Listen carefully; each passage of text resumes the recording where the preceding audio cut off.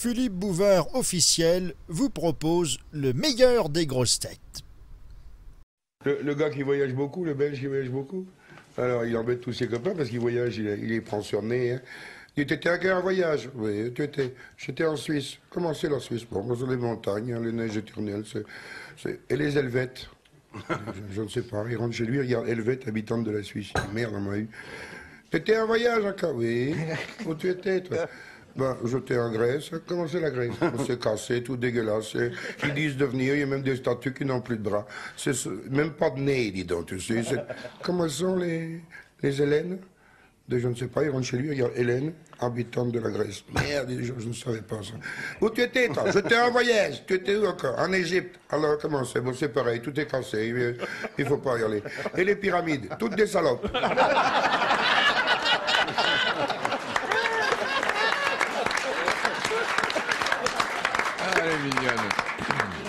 C'est une jeune femme qui est complètement désargentée, qui est sur un port et qui voudrait bien aller à New York. Alors, elle voit un bateau, elle voit un marin, elle s'adresse à lui, elle lui confie son problème, il lui dit bon, écoutez, moi je vais vous arranger ça, je vais vous installer dans la soute et puis on vous débarquera à New York. Seulement, bon, hein, on met 1 mois et demi. Bon, ça fait rien, dit la fille. Et puis, bon, bah, il faudra quand même être gentil avec moi. Je passerai vous voir l'après-midi et puis on passera un bon moment ensemble. L'accord est conclu, la fille est installée dans la soute, le bateau appareille, et puis ça se passe très bien. Il vient faire sa petite affaire tous les jours vers 5 heures, et puis au bout de 4 jours, il y a le commandant qui est en train d'inspecter le navire, et dans la soute, il tombe sur la jeune femme. Il dit, mais qu'est-ce que vous faites là?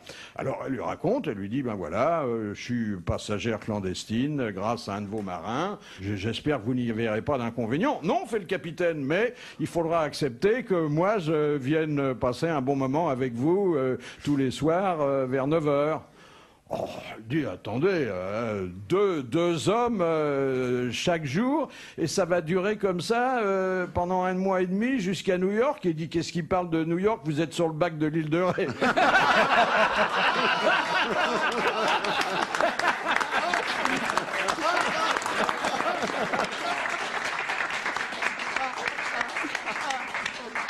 Tout le monde connaît le type qui a une crise d'appendicite à Madrid. Alors on l'hospitalise, et puis le lendemain, il se réveille avec un pansement à la tête et entre les jambes. Et il appelle la bonne sœur, parce que tous les hôpitaux à Madrid sont tenus par des religieuses. Et il dit, ma sœur, c'est bien de l'appendicite qu'on m'a opéré hier. Mais parfaitement, dit la sœur en espagnol.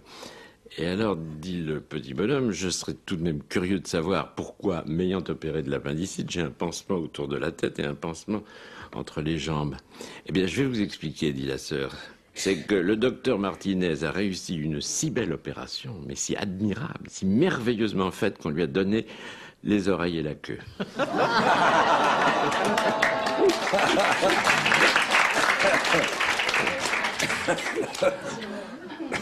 Bah, tu sais, il y a un type aussi que j'ai connu qui avait un élevage de chevaux en Normandie, et le drame, c'est que tous ces chevaux de course tombaient de plus en plus pendant les compétitions, et c'était catastrophique pour lui. Un cheval, 10 chevaux, tout le monde, ils tombaient tous dans les courses, c'était emmerdé.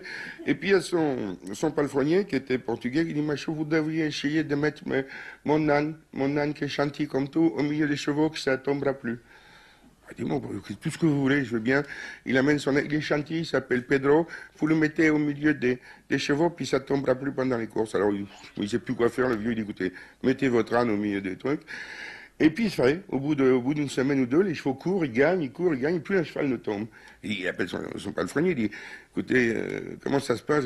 Il dit, monsieur, parce que c'est mon âne, Pedro l'âne, ralentit la chute des chevaux.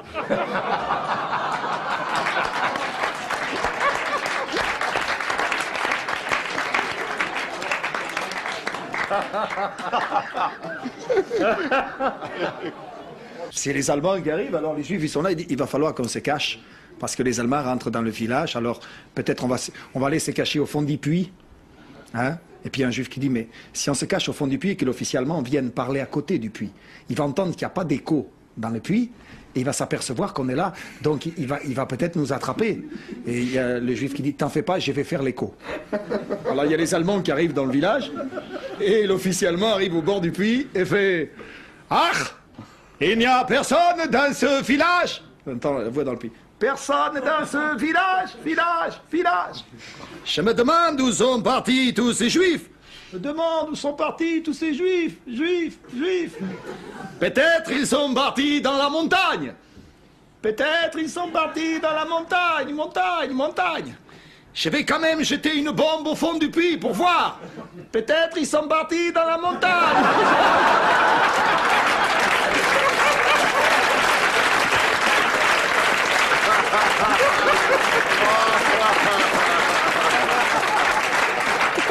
Extraordinaire. J'avais oublié de vous la raconter. Un type qui est en vacances à Saint-Gildas-du-Rhuy, il est en train de se raser, il a loué une petite maison, il entend clop, clop, clop, 2 chevaux, pas une 2 chevaux, mais 2 chevaux comme ça qui marchent dans la rue. Il regarde, c'est un corbillard. Il y a un mec derrière qui suit avec 2 énormes chiens, des pitbulls, qui bavent vers le corbillard.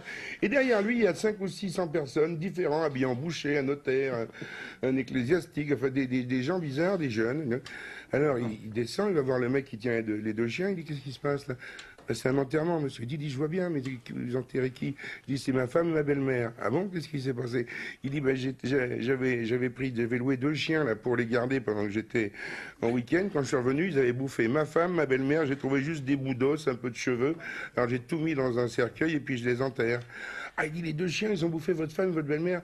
Oui, monsieur, malheureusement. Il dit, on peut vous louer les 2 chiens? Il dit, prenez la queue comme les autres.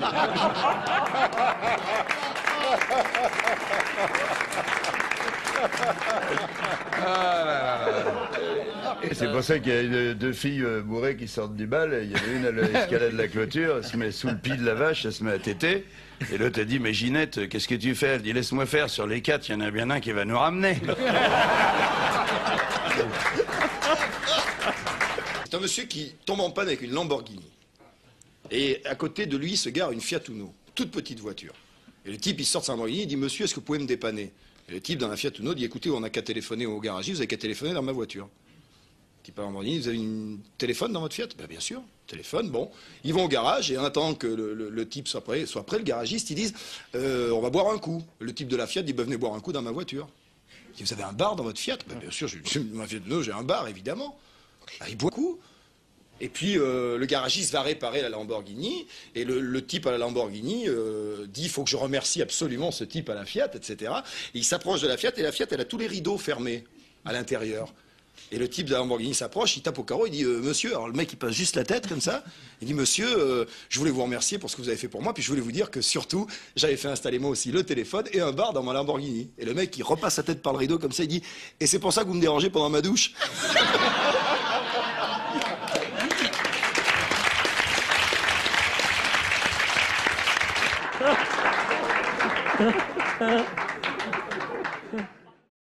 Vous savez, il y a un Belge qui arrive au cinéma. Bonjour, madame, je voudrais un billet pour rentrer au cinéma. Oui, voilà, tant de francs. Il revient une minute après. Bonjour, madame, je voudrais un billet pour rentrer pour la séance. Oui, 3 fois, 4 fois. Il dit, monsieur, je m'excuse, mais ça fait 5 fois, vous venez prendre un billet. Oui, madame, je ne sais pas ce qui se passe. Chaque fois que je veux rentrer dans la salle, il y a un monsieur qui me le déchire.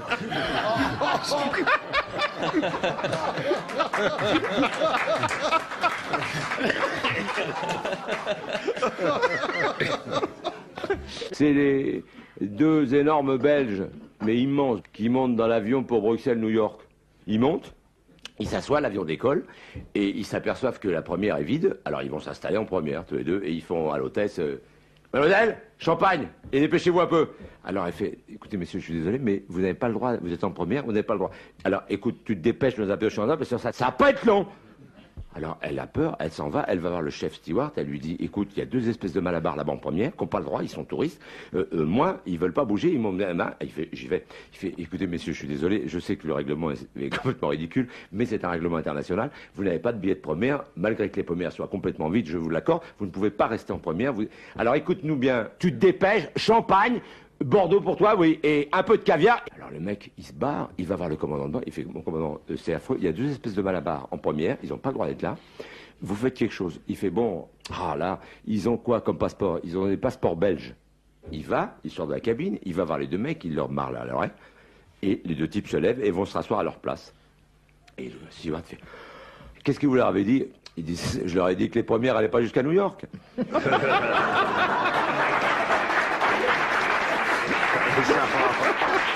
Très charmant. Un couple qui vient d'avoir un enfant, hein. Il vient d'avoir un enfant, et puis il attendait depuis longtemps cet enfant. On a une amie qui arrive, il dit, vous avez un enfant? Je dis, je pense bien. Je dis, Simone avait 38 ans, moi 43 ans, doutait un peu. Et maintenant, il est là, ma vie a changé. Je ne fais plus la fête, je ne sors plus. Maintenant, c'est cet enfant. Okay. Est-ce que je peux le voir? Bien sûr, il a une belle chambre. C'est la plus belle chambre, c'est notre enfant. Tu sais, c'est magnifique. Maintenant, il y a l'héritier et tout. Est-ce que je peux le prendre dans les bras? Bien sûr, il est là. Oh, il dit que s'il est mignon. Quel âge a-t-il? Il a 4 mois et demi. Comment il s'appelle? Il dit, ça, on ne sait pas, on ne comprend pas ce qu'il dit.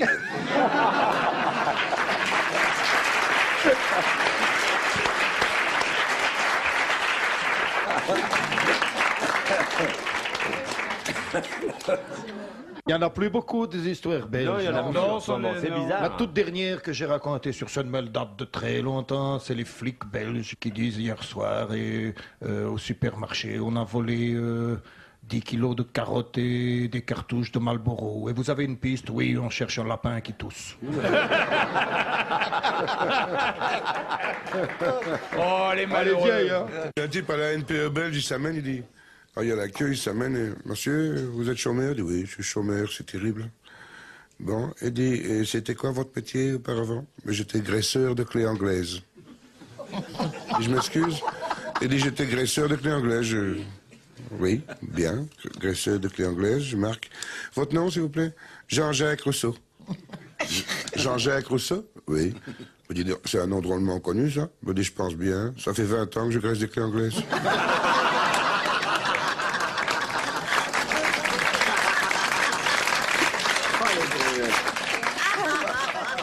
Ce sont deux amis belges qui achètent 2 souris. Et puis ils disent, on va la mettre dans la même cage, mais il va falloir la reconnaître, quelle est la mienne, quelle est la tienne. Hein. Quand je ne sais pas comment la reconnaître, j'ai une idée, je vais couper une patte à la mienne. Comme ça, alors ils coupent la patte, ils la mettent dans la cage, et puis la nuit passe, et les 2 souris discutent. Il y en a une qui dit à l'autre, mais t'as une patte de moins que moi, ça n'est pas normal. Elle se ronge sa propre patte. Ce qui fait que quand ils reviennent le lendemain, il y a 2 souris avec 3 pattes chacune. Hein. Ils ne va toujours pas savoir comment les reconnaître. Qu'est-ce que je vais lui couper encore une patte, hein, etc., etc. Et le 4e jour, les 2 souris, le matin, n'ont plus de pattes. Il dit, mais comment on va faire maintenant? L'autre dit, c'est pas grave, maintenant tu vas prendre la blanche et moi la noire.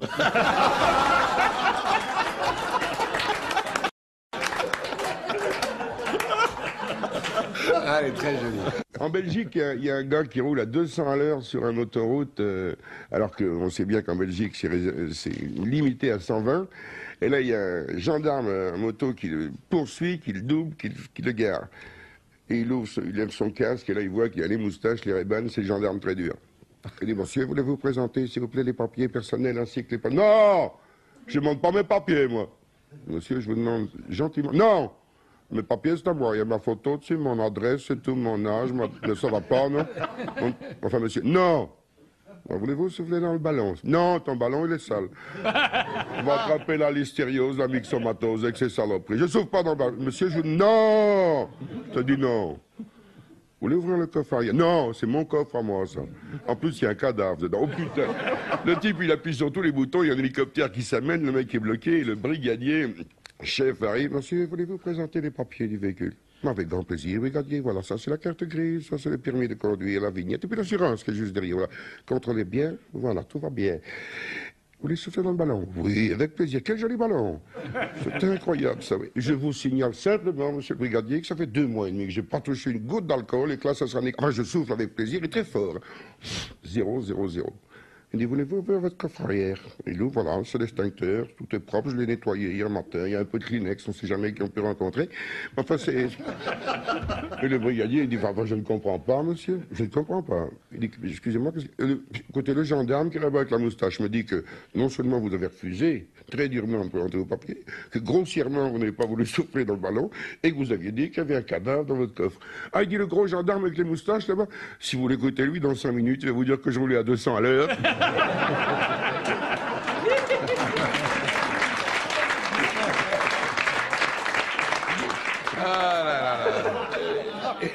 C'est le pape Jean-Paul II là, qui est à Bruxelles et qui a décidé de réunir tous les évêques de Belgique, tout ça. Il veut leur faire une petite fête, tout ça, parce que c'est vrai que les évêques belges, on n'en parle pas souvent, tout ça.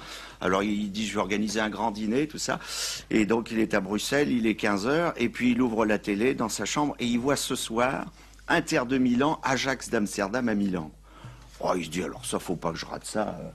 Il dit, je vais appeler mon secrétaire qui va trouver un prétexte. Il va dire que je suis un peu fatigué, j'aurai pas de peine à le prouver. Et on va remettre le dîner. Alors, le secrétaire fait le communiqué, il dit, écoutez, le Saint-Père a vraiment des problèmes de santé ce soir. Il est obligé d'annuler le dîner, ça ne vous donne pas de problème.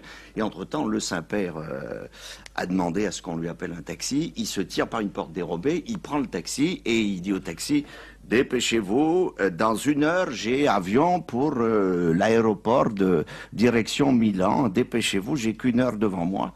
Et le taxi fait, il n'y a pas de problème, Saint-Père, je vous emmène dans l'aéroport de Bruxelles. Et le taxi roule 35 à l'heure. Le Saint-Père fait, écoutez, je vous dis que je suis pressé, dépêchez-vous, vous roulez à 35 à l'heure. Enfin, oui, ben, c'est peut-être 35 à l'heure, mais enfin, moi, je vous dis que la vitesse est limitée dans Bruxelles à 35, 40 maximum. Je ne dépasserai pas 40 à l'heure. Alors le Saint-Père est excédé, il fait, écoutez, arrêtez-vous, maintenant ça suffit, arrêtez-vous, ras-le-bol. Il prend le chauffeur de taxi, il le sort du taxi, il se met au volant, il met le chauffeur de taxi derrière, il prend la bagnole et 140, 160, 180, et là il y a 2 motards belges qui pouvez-vous garer là, s'il vous plaît? Alors les 2 motards s'approchent, il fait, vous avez vu à combien vous roulez, monsieur? Enfin oui, je sais, je suis pressé, j'ai un avion à 18 h à l'aéroport de Bruxelles, faut que je sois à Milan à 19 h au plus tard. Mais enfin, vous savez que la vitesse est limitée à 40 à l'heure dans les faubourgs de Bruxelles, vous roulez à 180, et qu'est-ce qui se passe? Ben, il fait, je sais, je vous dis que je suis pressé. Écoutez, je vais en référer au chef tout de suite. Le type, il prend son téléphone portable, il fait « Allô, chef, j'ai un gros problème là parce que je viens d'arrêter un conducteur qui roule à 182 km/h, là, juste à la sortie de Bruxelles, direction de l'aéroport. Seulement, voilà, je dois vous le dire confidentiellement, chef, c'est une grande personnalité. Qu'est-ce que je dois faire ?» Le chef, au bout du fil, il fait « Mais c'est qui votre personnalité? C'est qui? C'est le Premier ministre de Belgique? » Il fait « Non, plus important que ça. » Chef, il fait qui? C'est le roi des Belges. Il fait, oh non, non, c'est plus important que ça, chef. Il fait qui? Alors c'est la reine des Belges, ou c'est la princesse Fabiola? Il fait, non, non, c'est plus important que ça. Mais alors c'est qui? Dites-le moi. Il fait, écoutez, je ne sais pas qui est la personnalité, mais ce que je peux vous dire, c'est que c'est le pape qui conduit. Hein.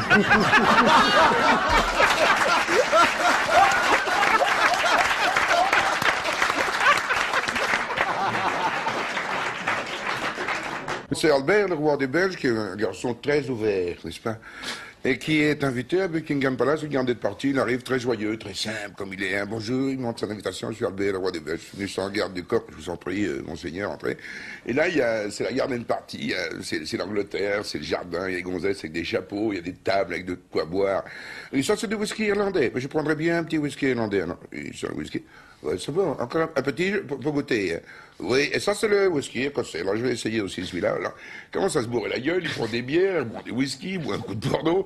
Il est chaud, puis il voit une créature sublime, habillée en rouge, grande de loin. Oh, il n'en peut plus. Il s'approche et dit, mademoiselle, excusez-moi, mais est-ce que je peux vous inviter à danser? Non, répond la créature. Il dit, je suis désolé, je suis Albert, le roi du Belge, je dis rien comme ça, tout à fait incognito, mais enfin j'aimerais bien vous inviter à danser, vous êtes magnifique. Non, monsieur, je ne danse pas pour 3 raisons. Est-ce que je pourrais savoir, sans vous vexer? Oui. D'abord, on ne danse pas sur le God Save the Queen. Ah, je dis, bon, ça c'est entraînant, comme la. Enfin bon, très bien. Et deuxièmement, on ne danse pas en présence de la reine. Ah bon? Ah, c'est la grosse dame avec le chapeau, là. Et troisièmement, je suis l'archevêque de Canterbury.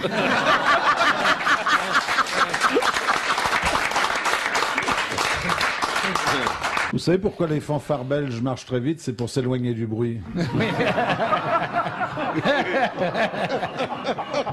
Alors, mademoiselle, bonjour, je suis bien à Sabina. Oui, monsieur.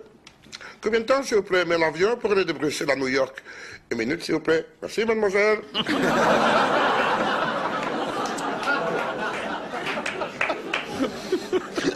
Un mec qui s'amène, il dit, votre nom, s'il vous plaît? William. Sans paix. Je m'excuse. William. Sans paix. Je m'excuse, monsieur, mais je n'ai pas bien compris votre nom. C'est William, sans P. Il n'y a pas de P dans William. Il dit, ça fait 4 fois, je vous le dis.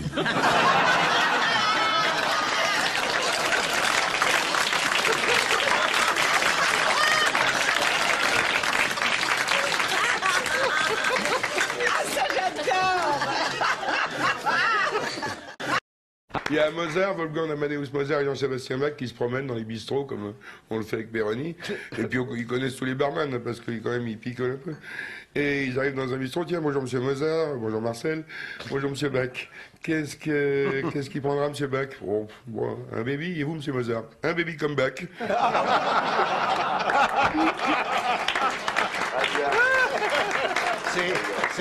C'est Madame Mozart qui reçoit pour un petit thé. Il y a ses copines qui viennent et puis c'est sale chez la mère Mozart, c'est dégueulasse et tout.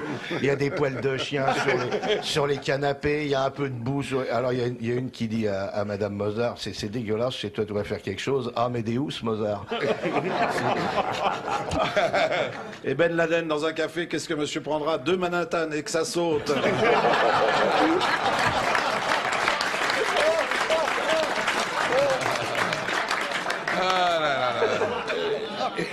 C'est dans un restaurant, il y a un très grand noir, très athlétique aussi, qui tout d'un coup est pris d'une envie naturelle terrible. Alors il descend à toute vitesse au sous-sol où il y a une dame pipi et où il y a les toilettes, et il se précipite dans les toilettes des dames. Alors la fille est complètement affolée, elle dit mais arrêtez, vous êtes fous, mais vous voyez bien que c'est pour les dames. Le gars s'en fiche complètement, il continue. Mais il dit mais c'est pour les dames, monsieur, c'est pour les dames.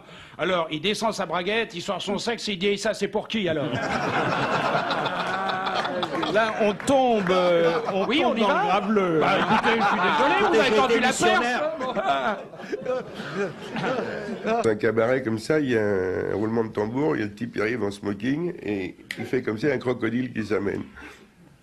Il fait ça, la salle se tait, le crocodile ouvre la gueule, il baisse sa braguette, il met sa zibounette dans la gueule du crocodile. Les gens comme ça ne disent rien. Et il prend une batte de baseball, il tape sur la tête du crocodile qui ferme pas la gueule. Il fait clac, il retire sa zibounette, boum, le crocodile ferme la gueule. Oh là là, les gens applaudissent à tout rempli. Est-ce que quelqu'un ici veut essayer la même chose? Et dans le fond, il y a une petite vieille qui fait oui, je veux bien, mais je veux pas qu'on me tape sur la tête.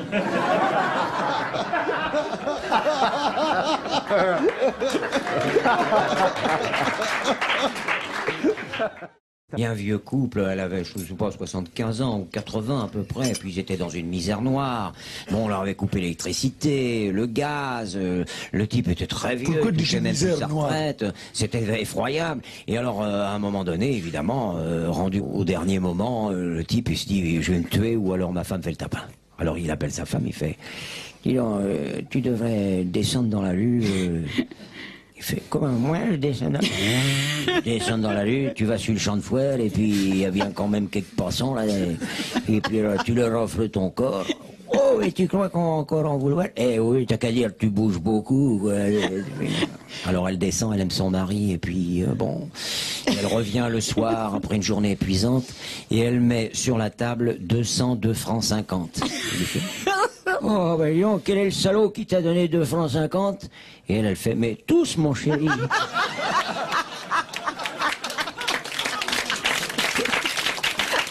Histoire géniale des 2 vieux qui arrivent chez le notaire. Non. 2 vieux qui arrivent chez le notaire, le mec il ouvre, oh là là, ils sont tellement vieux, asseyez-vous, je vous en prie. Quel âge avez-vous? 97 ans.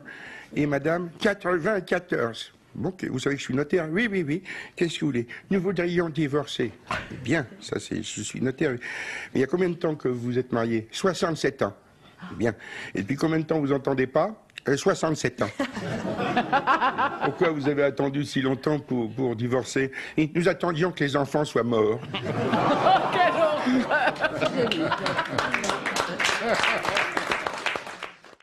J'ai une petite histoire à vous raconter, mais elle est pas de moi et je vais très mal la raconter, mais je la livre quand même.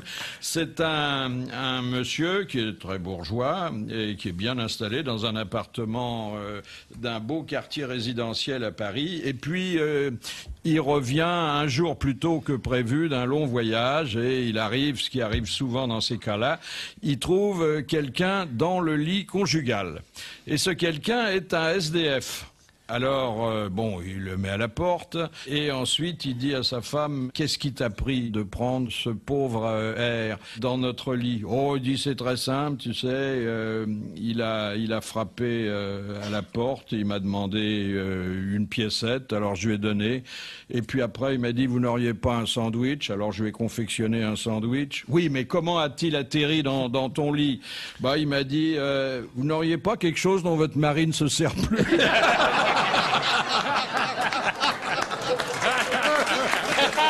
Si le gars, il attend dans la salle d'attente, sa femme est en train d'accoucher, on lui dit c'est fait, vous pouvez y aller. Il va voir, puis sa femme, regarde pas. Pourquoi ça, regarde pas? Regarde pas, ça va te foutre un coup. Le mec, il regarde le môme, il a une tête noire. Fait, qu'est-ce que c'est que ça? Ah, t'as pas tout vu, regarde. Il a les bras jaunes. Mais qu'est-ce que c'est que ça? On a fait ça quand? Elle dit, je crois bien qu'on a fait ça le jour de la partouze chez les Glandards. Merde, pourvu qu'il la boit pas.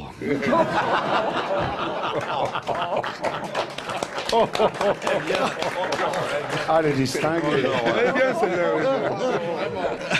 Mais les représentants de commerce, ils ont vraiment pas de chance dans ce domaine-là, parce que moi j'en ai connu un qui rentrait un peu plus tôt que d'habitude, et il arrive, il ouvre la porte de la chambre, et il voit sa femme coucher avec un mec qui était là, ils étaient tous les deux à poil, il sort un revolver, il fait « Oh, je vais vous tuer !» L'autre, il fout le camp, il se lève, il rentre dans la salle de bain, il était tout nu, il prend la serviette, il se la met devant le zizi, et le type fait « Ah non, pas celle-là, c'est celle pour la figure !»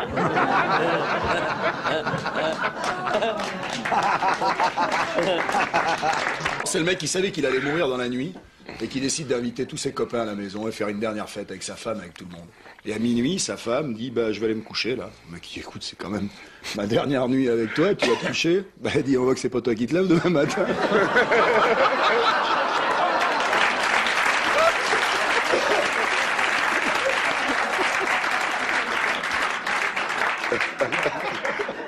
C'est un monsieur qui autorise son épouse à aller passer une semaine toute seule dans un camp au Club Méditerranée en Afrique.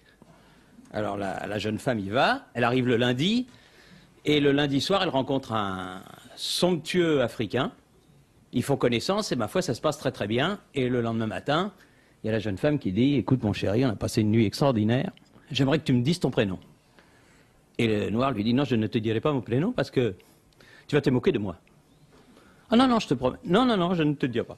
Le mardi, ça continue. Le mercredi aussi, le jeudi aussi. Et tous les jours, elle lui demande de lui dire son prénom. Et le noir, il dit non, non, je ne te dirai pas parce que tu vas te moquer de moi, tu vas rire et tout. Non, je ne veux pas. Et le vendredi arrive et elle lui dit, écoute, là, je me rentre à Paris demain. J'aimerais quand même connaître ton prénom. Et il lui dit non, non, je ne te... Ah, écoute. Bah, puis elle insiste tellement, il dit, bon, écoute, je vais te le dire, mais promets-moi de ne pas rire parce que c'est trop dur pour moi. Et le noir lui dit, ben voilà, je m'appelle Neige.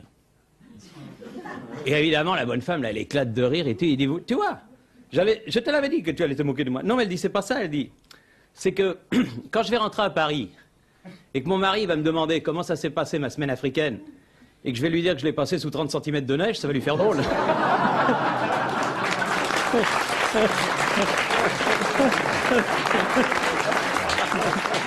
Ah, elle est mignonne. Il y a des chiens, vous connaissez l'histoire des deux chiens chez le vétérinaire. Alors chez le vétérinaire, les animaux, ils sont calmes, hein, parce qu'ils savent que c'est bien pour eux ou ils ont un peu peur. Alors il y a une dame avec son canari, une autre avec son petit chat, puis il y a un petit Yorkshire et un énorme bulldog, énorme, il va faire 80 kilos. Et le gros bulldog, il dit au petit, qu'est-ce que tu fous là, toi? Et moi, j'ai une maîtresse, et puis elle est vendeuse dans un supermarché. On a un petit studio. Moi, je m'emmerde toute la journée, elle me descend pour faire pipi. Puis je sais pas ce qui m'a pris hier, elle sortait du bain, ben, elle se couchait, je me suis sauté sur elle, je me suis frotté sur sa petite chatte. Oh, elle était pas contente, elle m'a donné une gifle, elle m'a mis dans une boîte de chaussures, elle m'amène ici. Ils vont me castrer, ils vont me couper les couilles. Ah bon? Et toi, qu'est-ce que tu fais là? Et moi, c'est pareil, j'ai une maîtresse, c'est un mannequin. On a 700 mètres carrés avenue d'Iéna, avec une terrasse. Elle est sympa comme tout. Elle sortait du bain hier, magnifique, avec des seins sublimes, rouquines, avec des yeux verts, un cul, je te raconte pas. Je l'ai plaqué comme ça sur la moquette, et puis j'en ai foutu un grand coup. Ah, il dit, le petit château aussi, on va te couper les couilles. Il dit, non, les ongles.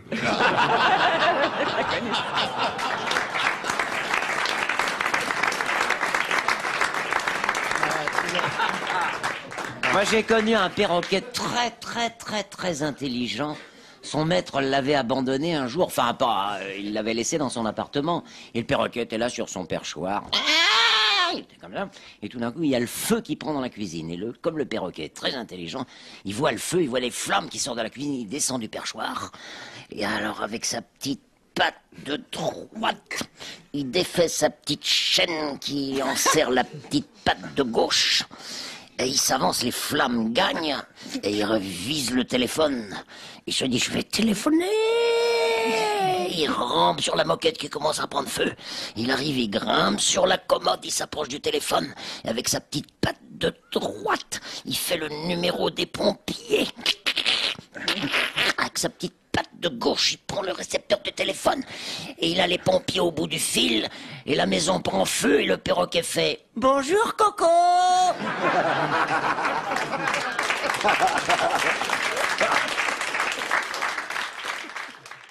C'est un Marseillais, un petit cac, un petit rouleur, tu sais. Il va au bal le samedi, il emballe une gonzesse. Tu danses avec moi? Oui, je danse, monsieur, avec vous êtes bien jolie. Tu la sens, tu sens mon organe? Oui, je le sens bien. Oh, je suis heureuse comme tout. Viens voir, je vais te faire profiter, viens. Et il sort avec la gonzesse, il cherche une espèce de porte cochère, il s'appuie contre le mur avec sa main. Il dit, vas-y, regarde-toi, regarde-toi. Regarde-toi, fais-moi un beau cadeau, hein, une gâterie, va bien, bien. Ah, c'est formidable. Ouais, regarde, cochonne. Ah, oui, t'aimes ça, hein. Tu aimes bien, oui, prends bien toi. Et tout d'un coup, il y a la fenêtre au-dessus qui s'ouvre, il y a un mec qui dit au petit, tu la sautes où tu veux, la petite, mais tu enlèves ta main de l'interphone.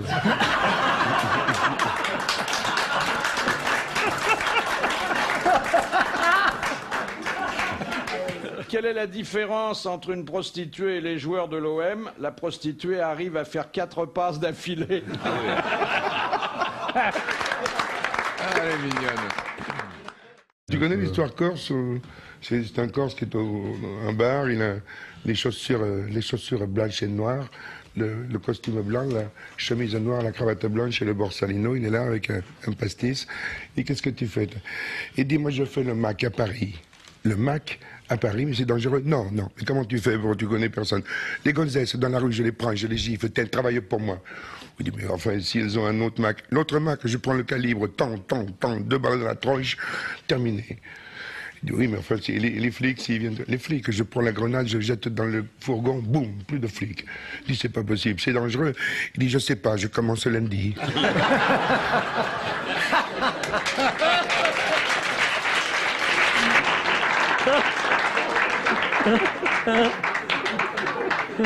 Je voulais raconter cette histoire du patron d'entreprise qui a un fils qui est bête. Et ce mec, il fait des salaisons.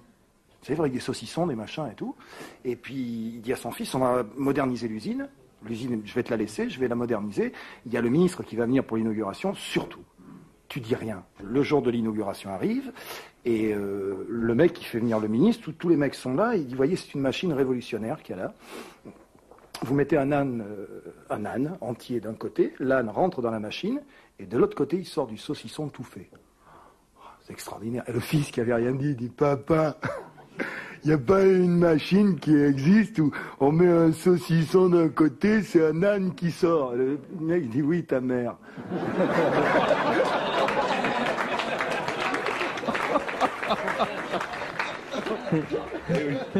Alors c'est un PDG qui a fait venir d'Amérique une poupée gonflable secrétaire. Et alors, je vois un de ses copains qui lui dit, ça marche ton truc là? Il fait, ouais, je pense bien, tu appuies sur l'oreille, elle prend un stylo, tu appuies sur le nez, elle va dans le bar, elle te sert un coup à boire. Et le type fait, oui, et puis pour le tagada boum boum, oui, tu peux la prendre, tu vas dans la pièce à côté.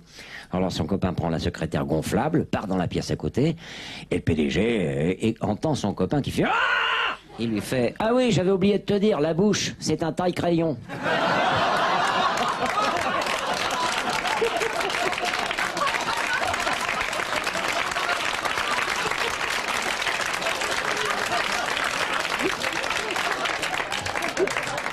Il y a 3 ouvriers sur un échafaudage qui ont leur gamelle aussi, c'est un peu le goûter de l'ouvrier. Il y a un Américain, un Italien et un Belge. Et alors, l'Américain, ils sont tout en haut d'une grue, à 40 mètres de haut, ils s'emmerdent un peu. Alors, l'Américain, il ouvre son truc, il dit, ah, encore des hamburgers, terrible. Si j'ai encore des hamburgers demain, la vie est tellement triste, je monte sur la grue, je me jette, je me suicide. L'Italien, il ouvre son truc, il dit, ah, des lasagnes, qu'est-ce que c'est? Ah, si j'ai des lasagnes demain, je monte, je me jette de la grue, je me suicide. Et le Belge, il dit, oh non, hein, encore des moules et frites? Alors ça, c'est pas possible. Si demain, j'ai encore des moules et frites, je monte sur la grue, je me suicide. Le lendemain, ils sont tous les trois. Le mec, il ouvre, oh, des hamburgers. J'avais dit que je me suicidais, il mange, ah, il jette, il s'écrase en bas, l'américain. L'italien, il dit, les lasagnes, encore, terminé. Il se jette, là. Et le Belge, il fait, oh non, encore des moules et frites? Ah, je fais ce que j'ai dit, je me suicide. Ah, bon, et les trois sont morts, et les trois veuves, le lendemain, parlent ensemble. Et l'américaine dit, s'il m'avait dit qu'il n'aimait pas les hamburgers, j'aurais fait autre chose, des hot dogs, n'importe quoi. Du poulet rôti. Et l'italien, il dit, s'il m'avait dit qu'il n'aimait pas les lasagnes, j'aurais fait des spaghettis, j'aurais fait quelque chose d'autre. Et la Belge, je suis embêté, hein, parce que c'est lui qui a fait sa gamelle.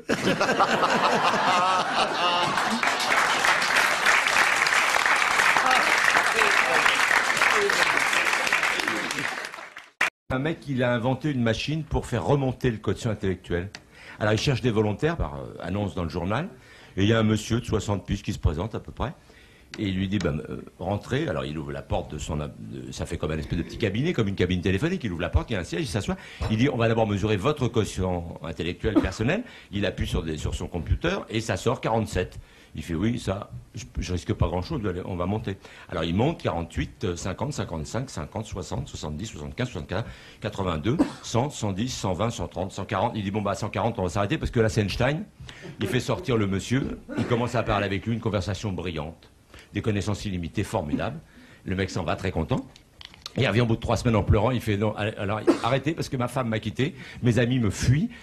J'étais dans un milieu modeste, personne ne peut plus parler avec moi. Moi, je ne les supporte plus. Alors vous êtes gentil, vous me faites redescendre dans mon cul. Ah, il fait non, je peux pas. La machine monte, mais elle redescend. Non, il fait écoutez, moi je prends le risque. Il dit, je ne peux pas, on ne l'a jamais fait. Elle monte, mais j'ai pas encore inventé la machine qui fait descendre. Il fait je m'en fous, je prends le risque, faites-moi redescendre. Alors il est bon, il l'enferme. Et il descend 140, 130, 120, 120. Et d'un seul coup, vers 60, la machine s'affole. Tac, tac, tac, tac, tac, et ça, 2 Il fait merde. Oh là là. 2 de coefficient intellectuel. Il fait là, c'est de l'horreur. 2 Et il ouvre la porte. Le mec sort. Il ne regarde pas le monsieur dans les yeux. Il a les yeux baissés. Il relève ses yeux sur lui. Il le regarde fixement, comme ça. Il rebaisse les yeux. Il fait le tour de la machine. Il revient devant le mec. Il relève les yeux, il le regarde droit dans les yeux et il lui dit « Vous avez les papiers du véhicule ?»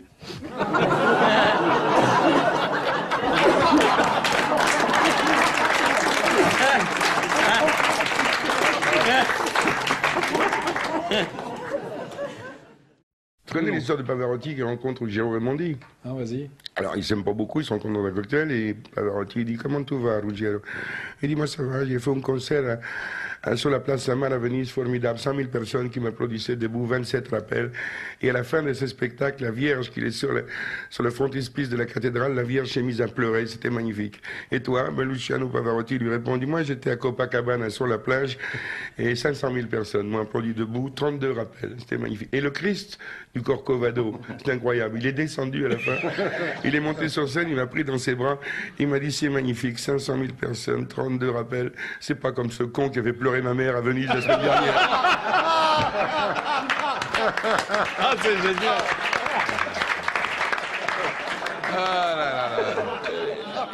La Cicciolina, Philippe, vous savez qu'elle a déclaré un jour avoir 4 orgasmes différents?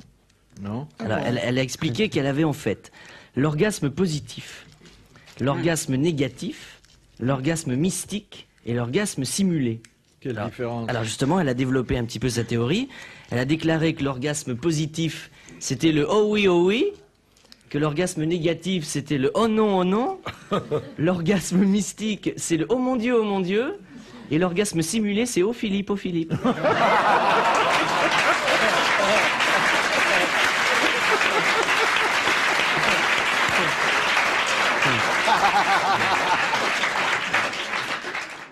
Premier acte. Monsieur est dans la voiture, il conduit à côté, il y a sa femme. Sa femme. Attention, attention, c'est la deuxième... Non, je t'ai dit la deuxième à gauche. Mais non, c'est... Mais c'est pas la première, c'est la deuxième à gauche. Attention, là, c'est rouge, là. Ta gueule, c'est moi qui conduis. Fin du premier acte. Deuxième acte. Madame est dans la cuisine. Elle assaisonne la salade. À côté de la dame, il y a le monsieur. Il fait, mais qu'est-ce que tu fous là? Regarde, non, mais regarde un peu, t'as mis trop de vinaigre dans la salade. Et puis là, il n'y a pas assez d'huile, et pourquoi t'as pas mis d'ail? Ta gueule, c'est moi qui cuisine. Quatrième acte. Troisième. Ta gueule, c'est moi qui raconte.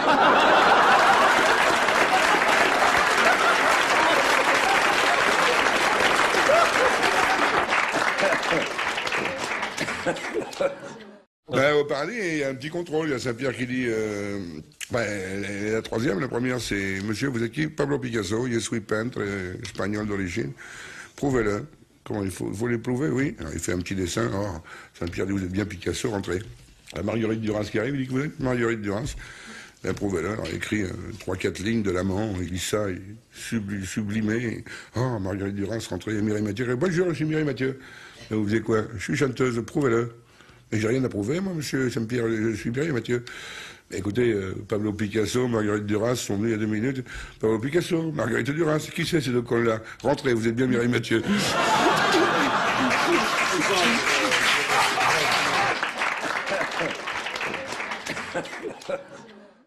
Homosexuel qui a une grosse grippe, alors il va chez le médecin et le médecin lui dit, je vais vous donner des capsules à avaler. Ah non, ça je peux pas, j'ai la gorge qui est trop fine, je peux pas avaler. Bon, je vais vous donner les suppositoires. Ah non, ça les suppositoires, alors je ne peux pas, je veux dire, je sais même pas comment les met. Il fait, enfin, vous rigolez, enfin, un suppositoire, vous mettez un suppositoire dans l'anus, puis c'est tout. Bon, c'est efficace, c'est le plus efficace. Dans 8 jours, vous êtes guéri, vous me prenez la boîte, et puis c'est tout. Bon, d'accord. Alors, il sait pas comment les mettre. Alors, il arrive, il se met à poil, et puis, il n'a pas d'armoire là. Alors, il se prend une glace à main, il la met par terre, il s'habille, il prend son suppositoire, et il se regarde comme ça pour mettre son suppositoire. Et à ce moment-là, en se regardant, il y a Paulette qui commence à prendre une érection. Enfin, il fait, mais arrête l'idiote, c'est papa!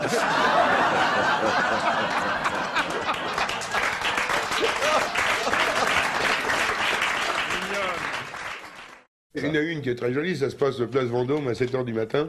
Il y a un camion qui s'arrête devant chez Cartier. Il y a un mec qui descend, il appuie sur un bouton. L'arrière se baisse, il y a un éléphant qui sort, il se jette dans la vitrine chez Cartier avec sa trompe, il aspire tous les bijoux. Il les met dans un sac, il remonte dans le camion et tout le monde se barre.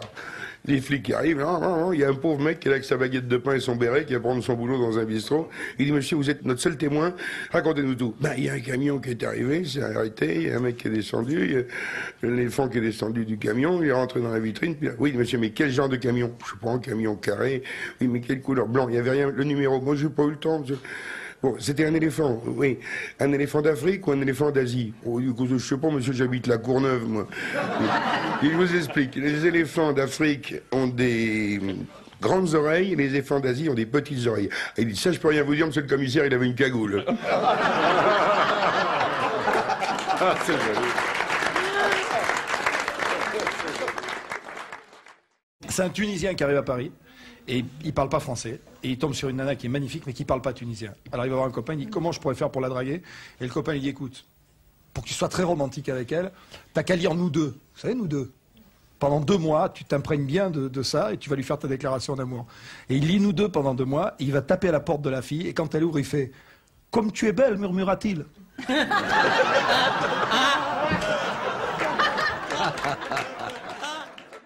Histoire de mer.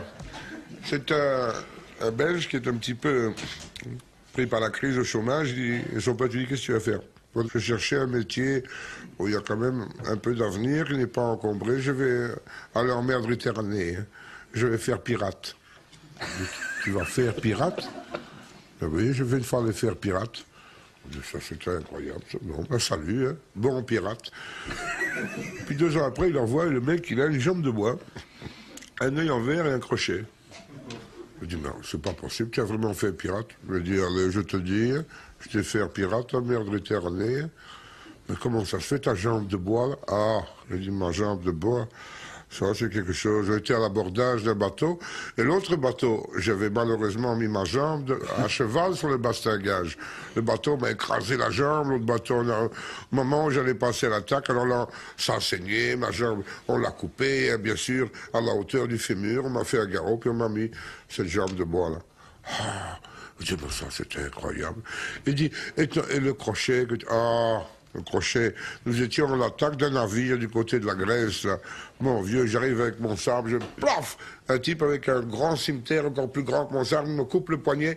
Je tiens ma main, elle tombe dans l'eau, dis donc, on m'a fait un garrot, puis on m'a mis ce crochet pour remplacer une fois ma main. Oh, ça c'était incroyable, ça. Et ton œil de verre, là. Ah! Je dis, mon œil de verre, nous étions au calme dans la baie de Girolata. Hein? Encore, c'est bien joli. Hein? Tous mes hommes étaient en train de dormir, c'était la nuit, c'était beau. Hein? il y avait les étoiles, la lune, et j'étais là en train de rêver. Je regarde dans l'air, voir les étoiles, et à ce moment-là, il y a une mouette qui m'a chié dans l'œil, dis donc. Je dis, mais attends, une mouette qui te chie dans l'œil, ça va pas te crever l'œil. Oui, je sais, mais j'ai voulu m'essuyer, mais j'avais oublié que j'avais mon crochet, hein.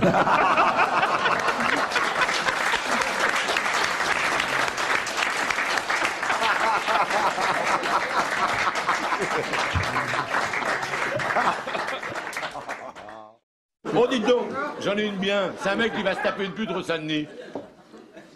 Alors il marche, il fait la fille. Combien? 400 balles. Oh merde, il dit, ah non, ça c'est trop cher. Alors il descend la rue Saint-Denis. 300 balles. Non, trop cher. 200 balles. Non, je vais en mettre 200 balles. Alors il y a une qui sort d'une pote cachère et lui dit, hé, moi j'ai un truc spécial. Tu rentres 10 balles, tu sors 10 balles. Il dit, c'est pas con ça. Il dit, c'est pas con. Alors il monte, il se désape, il rentre. Elle lui fait, hé, oh, pas t'endormir. Il fait, je risque pas de sortir, j'ai que 10 balles.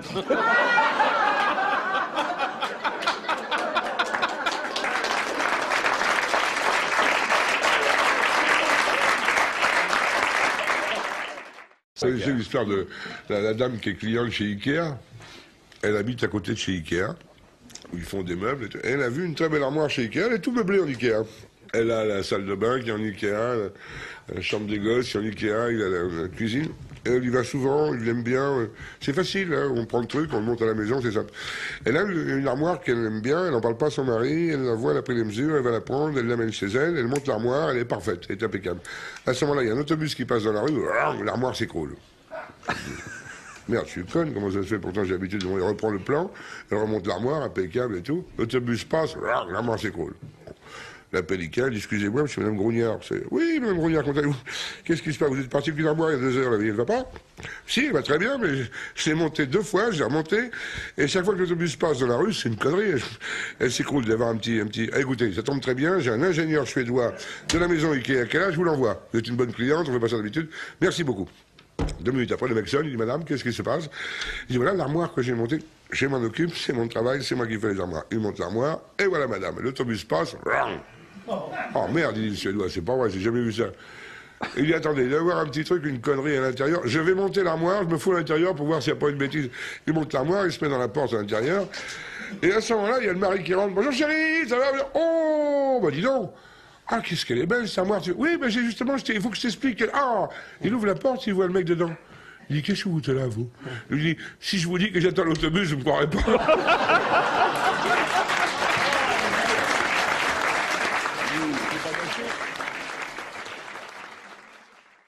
Une histoire qui passe dans un restaurant, si vous voulez bien. Ah oui, vas-y. C'est un monsieur qui arrive dans une très grande maison. Il n'est pas connu, mais on le reçoit avec beaucoup d'amabilité. Il appelle le sommelier, il dit, sommelier, s'il vous plaît, est-ce que je peux avoir du Château Latour? Alors le sommelier dit, bien sûr, monsieur. Château Latour, premier grand cru classé, donc on lui apporte une bouteille déjà décantée, enfin dans la carafe déjà, mais on lui apporte pas la bouteille, il déguste une première fois, il dit, écoutez monsieur, c'est pas du Château Latour. Comment c'est pas du Château Latour? Mais si monsieur, c'est du Château Latour, voyons. Je vous dis que ça n'est pas du Château Latour. Apportez-moi une autre bouteille, s'il vous plaît. Deuxième bouteille, même numéro, on apporte la carafe. Non, c'est pas du Château Latour. Troisième fois, puis à la fin, le sommelier s'approche du client et lui dit, écoutez monsieur, voilà, je vous dois la vérité. Vous avez l'air de très bien connaître le Château Latour, d'être très amateur de Château Latour. Oui, c'est exact. Donc vous connaissez le château, vous connaissez le domaine. Donc vous voyez, quand on rentre là, il y a ce grand chemin, le chemin des châtaigniers, vous voyez celui-là. Eh bien, là, vous prenez juste à droite. Il y a un minuscule petit chemin qui sépare Château Latour du vin que je viens de vous servir. Donc c'est le même terroir, c'est les mêmes cépages, c'est fait par le même vigneron, c'est forcément la même chose. Et le client dit, mais vous avez déjà mis votre nez sur un trou du cul, c'est pas loin de la chatte, et ça n'a pas le même goût non plus. Elle était chic aussi, celle-là. Oh là là, non mais attendez, vous vous rendez compte si on descend là? Ah oui, là c'est... Philippe est consterné. Ah, elle est bien. Consterné parce que c'est... Je suis toujours triste. Château Latour. Non, je suis toujours triste à l'idée d'une franche gaieté que l'auditeur ne pourrait pas partager. Toujours, ça me fait... Mais vous pourrez l'emporter, celle-là, parce qu'on la diffusera pas. C'est dommage. C'est dommage, quelle charmante. Ou alors on aura la devinette, la différence entre l'ANI... Non, entre un 51 et un 69. Oui, ben, le 51 sans l'ANI, c'est le 69 sans l'anus. Voilà, ben celui-là non plus. C'est uniquement à usage interne, c'est ce que je veux dire. Vous n'allez pas la diffuser? Non, non. Oh, bah moi qui espérais tellement. Oui, on sent que vous y avez mis beaucoup de cœur. Mais non, mais parce que je ne sais pas d'histoire, c'est la seule que j'ai retenue depuis au moins 10 ans. Écoutez, vous pourrez la raconter indéfiniment, comme personne ne l'entendra jamais. Mais si, mais il nous les fait raconter, puis après ils vont faire un disque, les interdits. Oui, ça va être ça. Les interdits des grosses têtes. Ah oui. Puisqu'on est dans la gastronomie, c'est à une maîtresse d'école qui dit à Toto, il fait les ours, qu'est-ce que ça mange? Il répond de l'électricité. Comment l'électricité? Comment tu sais ça? Parce que des fois, j'entends papa et maman, j'entends mon père qui dit allez, coupe l'électricité, on va s'en payer une tranche avant que tes ours arrivent. Monsieur Sim, écoutez, vous notre doyen. Au point où nous en sommes. C'est effrayant. Ah oui, oui, c'est Alors, elle est bien. Elle te plaît. Ah oui, mais elle me plaît bien. Vous vous rendez compte? C'est un type du Midi qui rencontre un pote, il dit « J'ai trouvé un moyen terrible pour faire fortune. » Il dit « Qu'est-ce que tu vas faire ?» Il dit « Je vais faire du restaurant fast-food. » Ah bon, qu'est-ce que tu vas vendre dedans? Des hamburgers, des hot dogs, du Coca-Cola, des trucs fast-food. Et tu vas l'appeler comment? Ah, j'ai trouvé un truc terrible. J'en ouvre 50 en Russie, 20 en Allemagne, 12 en France. Ah bon, comment ça va s'appeler? Ma bite, Mickey. Ma bite, Mickey. Ah bon? Ma bite qui s'allume en bleu et Mickey en rose. Partout je vais en mettre. Oui, mais tu crois que ça va marcher? Mais il y a bien un con en Amérique qui a fait fortune avec McDonald's.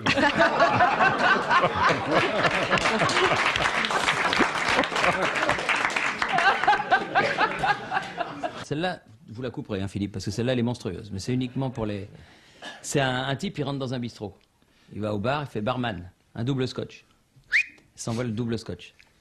Barman, s'il vous plaît, vous me remettez ça. Mais un deuxième. Alors là, le barman commence à le regarder avec respect, d'autant que le mec, il fait barman un troisième, puis un quatrième. Alors là, le barman, il tient plus, il dit, écoutez, monsieur, il dit, pardonnez-moi, je vais être extrêmement grossier. Est-ce que je peux vous demander votre âge? Il dit, oui, monsieur, 69 ans, pourquoi?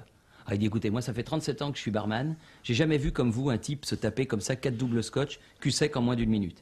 C'est vrai, dit le mec, mais à événement exceptionnel, célébration exceptionnelle.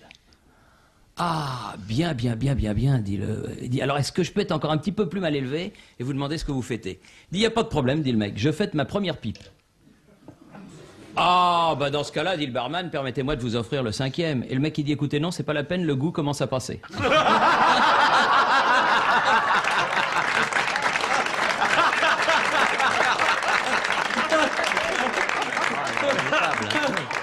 Ne pas confondre le zèbre et le barman. Le zèbre a des barres autour du trou du cul et le barman a des trous du cul autour de son bar.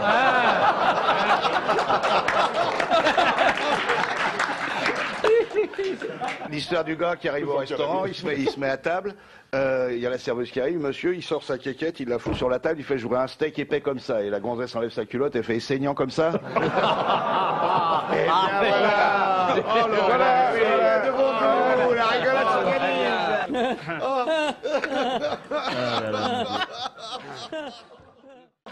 Les 4 miracles de la femme. Alors, faut que je me rappelle. Elle mouille sans toucher l'eau, elle saigne sans être blessée, elle donne du lait sans brouter de l'herbe et elle nous casse les couilles sans les toucher.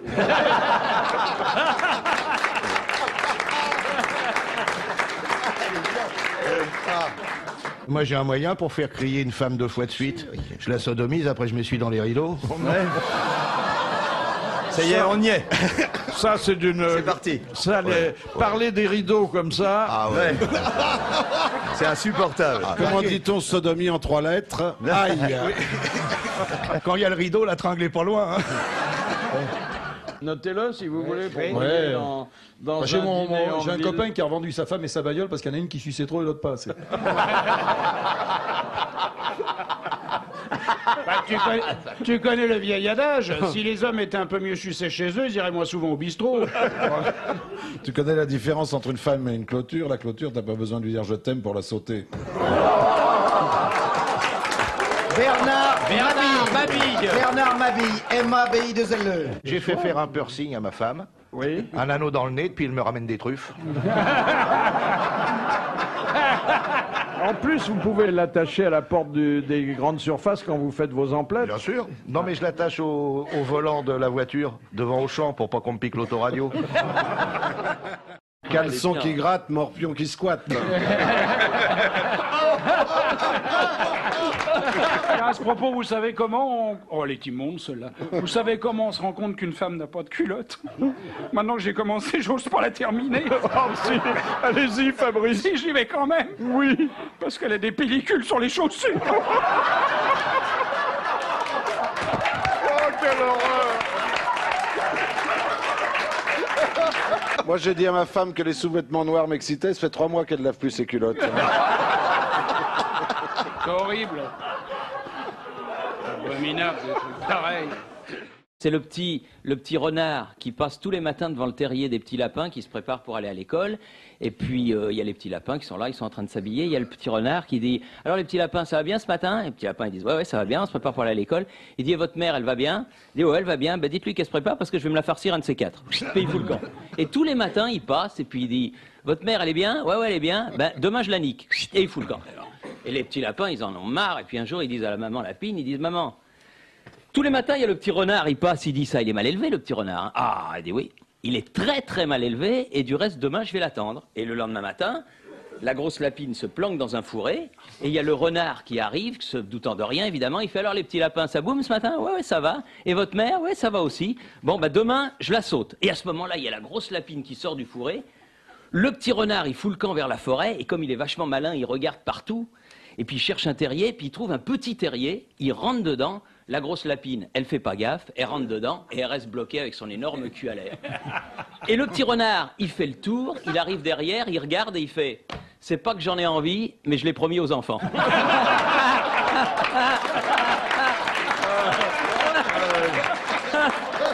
C'est un bon nègre qui se promène dans la jungle et il voit tout d'un coup un scorpion. Alors il lève le pied pour écraser le scorpion et puis son pied reste en l'air et il lui dit « Allez, va-t'en pour vos petites créatures du bon Dieu, allez, va-t'en, je te laisse la vie. » Et à ce moment-là, comme il fallait s'y attendre, le scorpion s'est changé en fée, qui lui dit « Qu'est-ce que tu veux? Tu as 3 vœux à faire, dis-les-moi. » Et le nègre dit « Oh, bah ça, c'est pas difficile, je sais très bien ce que je veux. D'abord, je veux être blanc. Ensuite, je veux vivre dans le luxe. Et troisièmement, je veux du cul partout. » Très bien, dit la fée qui le touche de sa baguette magique et il se retrouve bidé au Ritz.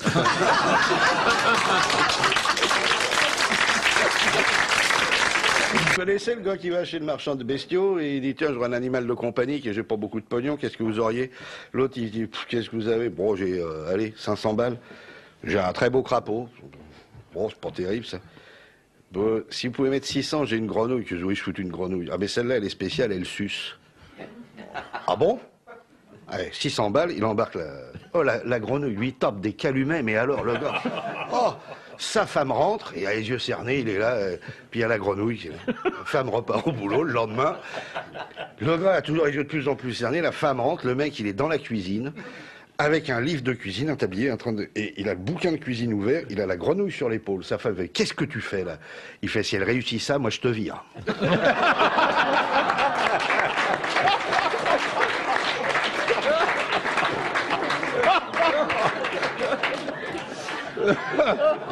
C'est la différence entre une huître et une moule?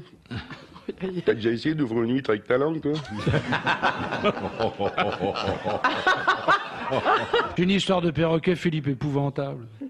Alors c'est un perroquet qui c'est un type qui dit à son copain sois gentil, je pars en voyage, il faut que tu me gardes mon perroquet, tu vas voir, il est sympa, il va pas t'embêter, t'auras aucun problème. Bon, le gars, je veux bien, j'ai jamais gardé de perroquet. Bon.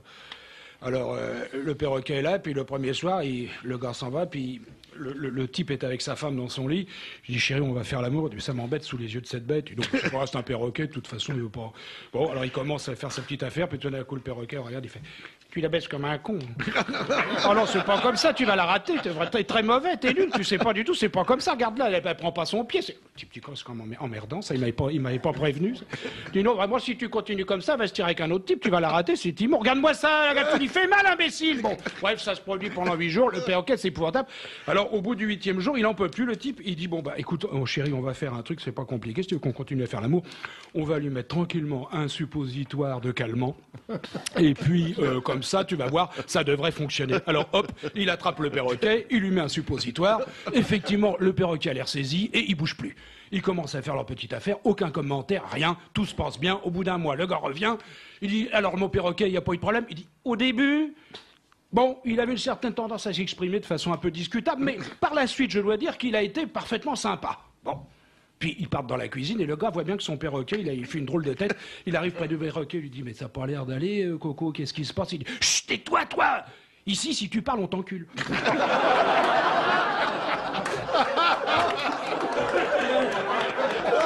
Je suis heureux que vous l'ayez entendu en direct, car vous la réentendrez pas à la radio. Oui, ça c'est bien possible. C'est un vieux couple d'Ashkénazes dont le mari n'avait jamais fait de cadeau à sa femme. Et un jour, je ne sais pas ce qu'il lui prend, il lui offre un stérilet en diamant. Ah bon, c'est ça qui vous fait rire? Attendez, c'est pas tout. Un stérilet en diamant. Alors, sa femme est surprise, il lui dit, écoute, je comprends pas. Tu m'as jamais fait un seul cadeau. Multimilliardaire comme tu es, mais tu as tout le temps été avare, radin et tout ça. Et tu m'offres un stérilet en diamant.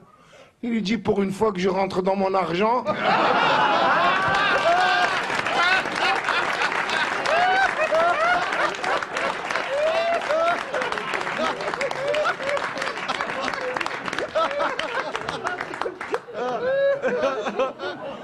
J'en ai eu de bêtes comme ça, c'est pendant la guerre en Normandie, la France est occupée, puis il y a un couple qui est en train de tringler sur la plage en Normandie, puis tout d'un coup, hop, c'est le 6 juin, oh là, lèche-le, je peux pas, il y a plein de sable.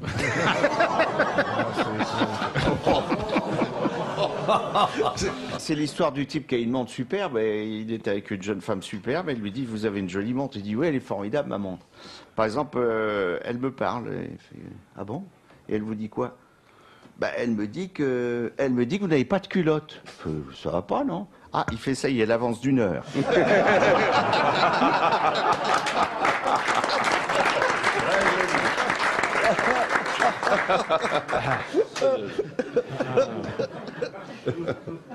Castelli, l'autre jour, était avec une de ses anciennes femmes de ménage qui lui disait « Mais Philippe, tu ne m'as pas sauté depuis longtemps ?» Ben, il dit « Oui, mais je ne bande plus. » Il dit « Ben voilà, Philippe, je t'ai amené du Viagra. C'est 80 francs le bout. » « Ah ben oui, je vais prendre ça, je t'appelle. » Alors, elle fait un peu le ménage, elle fait un peu dans la cuisine qui est petite. Et tout d'un coup, il y a Castelli qui dit « Viens, viens, viens !» Alors la femme de ménage se dessape, elle arrive dans la piole et Philippe Castelli a une érection magnifique. Et à peine la femme rentre dans la piole, là, tout se casse la gueule. Il dit « Tu vois, ma chérie, même droguée, elle te reconnaît. »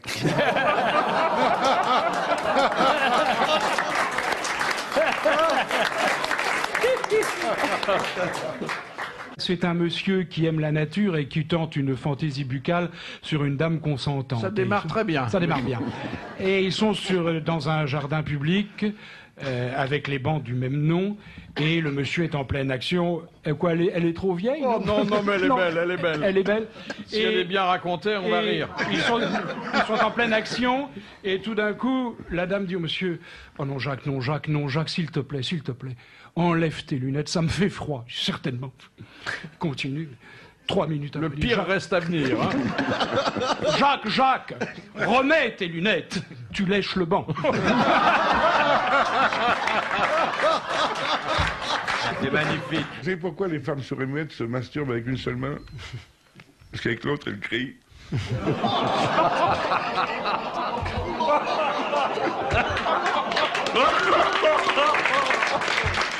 Là, on a touché le fond de l'infamie. Pardon, public. On rit, mais on le regrette tout de suite. Oui, immédiatement, oui. Une lesbienne qui prend du Viagra, elle peut pas rentrer la langue pendant 5 jours.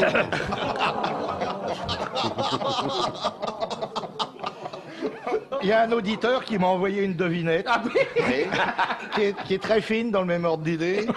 Alors c'est monsieur, attendez que je son nom, c'est monsieur Olivier Caron, hein. Ça vient de Belgique. Oui, il peut se parfumer, Caron, hein. Pourquoi les femmes sont ménopausées? Parce qu'elles gardent du sang pour leurs varices. Comment est assez dégueulasse? On n'a pas le droit. Non, on peut pas. Non, Là, ça devient... Sale, celle-là. Elle est sale. Je ne mens pas. Vous connaissez ce dicton grec, si la grande route est ensanglantée, prends le petit chemin boueux.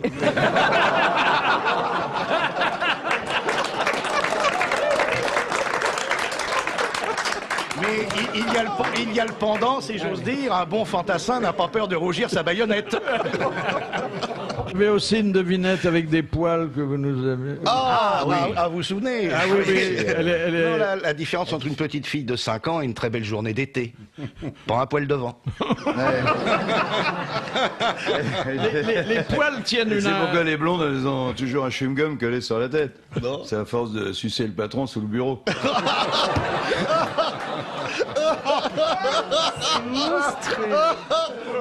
Vous savez qu'il y a des trucs tout à fait modernes. Moi, j'ai connu un gars qui descendait l'autre jour de chez lui. Il va à la pharmacie acheter des conneries tous les jours. Et il a mal au bras, là. Et puis il voit un appareil vachement lumineux dans la pharmacie. Il dit à son pharmacien, c'est quoi? Ah, dit ça, c'est un truc vachement moderne qui vient d'arriver, c'est superbe. Tu mets 10 balles, tu pisses dans un tout petit verre en plastique, tu mets ça là-dedans, il y a une trappe qui se ferme, ça analyse ce que tu as, il y a un papier qui sort et qui te dit toutes tes maladies. Ah bon? C'est une nouvelle connerie. Je sais pas, ça a l'air de marcher. Bon, il met 10 balles, il pisse dans le truc, ça se ferme, il attend un peu un papier qui sort, qui dit, monsieur, vous avez une tendinite au coude droit. Ah, il dit, c'est super ton truc. Oh, mais attends, ça m'énerve. Je vais voir jusqu'où il va. Il remonte chez lui à toute vitesse, il habite au-dessus. Il appelle son chien, il fait pisser son chien. Il appelle sa fille, il fait pisser sa fille. Il appelle sa femme, il fait pisser sa femme. Et lui, il se masturbe un peu dans le truc, il mélange le machin, et il tient à voir si la machine, elle marche bien. Slack. Il met le truc dedans, il met 10 balles, et il attend. Et le papier qui sort est assez long. Effectivement, il dit, on va voir. Et il dit le truc. Il dit, monsieur, votre chien a des vers. Je vous conseille le vermifuge, machin. Votre fille est droguée. Je vous conseille une cure d'intoxication chez le professeur Intel. Votre femme est enceinte de 2 enfants. C'est pas les vôtres. Je vous conseille le nom d'un bon avocat. Quant à la branlette, quand on a une tendinite au bras, c'est pas très recommandé.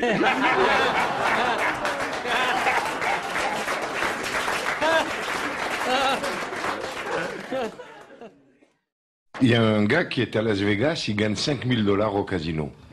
$5000, il va chez son copain, il lui dit, écoute, avec $5000, faut que tu me trouves la plus belle pute de Las Vegas. Elle, il va chez la pute, il lui dit, monsieur, pour $5000, c'est seulement une pipe. $5000, une pipe? Il dit, venez voir. Venez à la fenêtre. Vous avez vu tous ces restaurants dans la rue? C'est uniquement en faisant des pipes que j'ai gagné tout ça, ça m'appartient. Ah, ça doit être extraordinaire. Bon, on lui donne $5000, elle lui fait une pipe. Il ressort de là, mais alors, fantastique. Il s'est jamais autant régalé. Il va chez son copain, il dit, je regrette pas. C'est cher, mais je regrette pas, hein, c'est fantastique. Le lendemain, il gagne $10 000. Ah, il dit, avec $10 000, elle va me faire encore quelque chose. Il va la voir, il lui dit, $10 000, qu'est-ce que vous me faites? Il dit, par derrière. Par derrière. $10 000, mais c'est cher. Et seulement par derrière. Et seulement par derrière. Venez voir la fenêtre. Vous avez vu tous ces penthouses? Eh bien, ça m'appartient rien que par derrière. Ah, c'est que ça doit être fantastique. Et en avant, il y va, et il se régale, mais il s'éclate. Le surlendemain, il gagne $50 000. Il dit, avec $50 000, il me la fait complètement. Pipe, par derrière et devant, tout, le complet. Et il va. Il gagne $50 000. Il va chez la pute et il lui dit $50 000, je veux le complet. Et il dit, venez voir. Vous avez vu tout Las Vegas là? Si j'avais une foufoune, j'aurais eu tout Las Vegas à moi. Elle est un peu hard, hein? Elle est un peu hard. Mais elle est racontée avec beaucoup de bonne humeur et ça a l'air d'être une chose vue d'ailleurs. C'est un Hein. classique, ça, oui. Oui. Bah, vous connaissez l'histoire du gars l'amateur de rock qui va, il va aux putes, et la gonzesse, elle est tatouée à l'intérieur de la cuisse gauche, elle a Elvis, alors il fait, oh, j'adore Elvis, je peux l'embrasser, oui. De l'autre côté, elle a Jerry Lee Lewis, je peux l'embrasser, ah oui. Et elle fait, c'est tout, bah oui. Et Demis Roussos, on l'embrasse pas?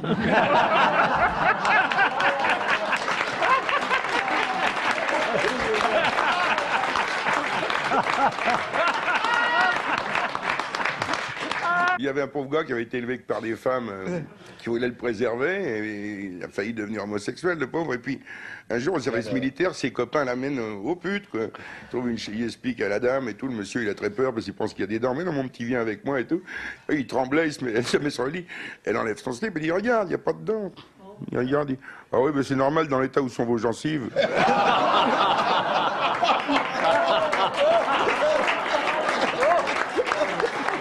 Ah bah oui, non mais je suis désolé, on va la couper d'ailleurs. C'est pas distingué, mais c'est efficace. Hein. Comme l'histoire de la pute qui va chez le gynéco et il lui dit, écoutez, quand vous avez vos choses, vous perdez beaucoup. Ah oui, une brique et demie. C'est le 24 décembre, rue Saint-Denis, il y a deux prostituées qui se gèlent le bonbon parce qu'il fait froid, elles sont obligées de travailler habillées court quand même. Elles se serrent la cantonne, elle dit, qu'est-ce que tu demandes au Père Noël? Elle dit, oh 500 balles comme aux autres.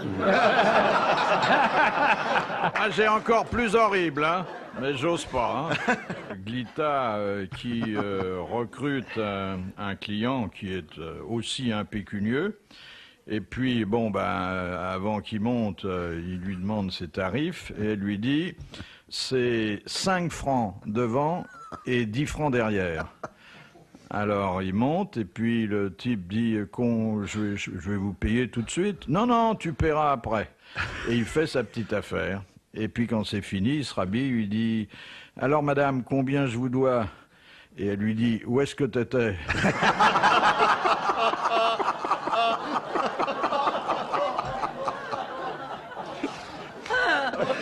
C'est comme un paysan qui vient vraiment du Maghreb, il a rien compris à Paris et tout. Il a un peu d'argent, il veut aller absolument voir une pute. Et puis il tombe sur une pute, mais malheureusement il s'aperçoit pas que c'est un travesti. Alors elle voit bien qu'il s'est pas aperçu, alors elle commence à monter comme ça, elle lui dit écoute, hein, je te préviens, je n'ai pas d'utérus. Hein. Il lui dit ça fait rien, tu me donnes du thé à l'amande, c'est pareil, c'est pareil.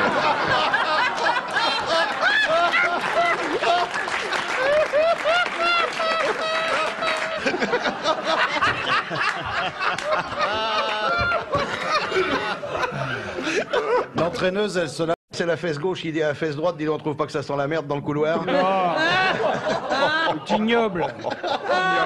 Vous connaissez le parfum Pur Hasard? Vous mettez un doigt au fion, vous sentez, ça sent bon, c'est du Pur Hasard.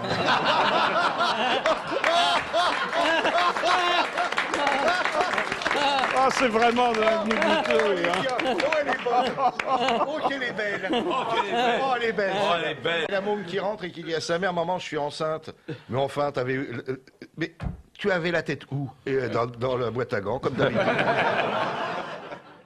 Vous connaissez l'histoire de la mère dont la fille épouse un grec? Surtout, ma chérie, ne te retourne pas. Au bout de 5 ans, il dit, mais t'as toujours pas d'enfant? Bah maman, tu m'as dit de pas me retourner.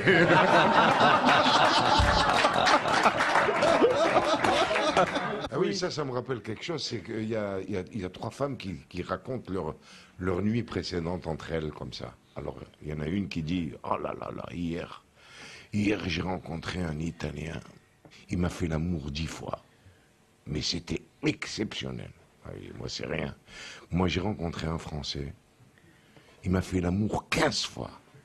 15 fois. C'était fantastique. Je suis sur les genoux, mais tellement satisfaite, mais tellement, c'est tellement bien. Dit, la troisième, elle dit, moi j'ai rencontré un Arabe. Il m'a niqué. Il m'a niqué. Il m'a niqué le frigo, la télé.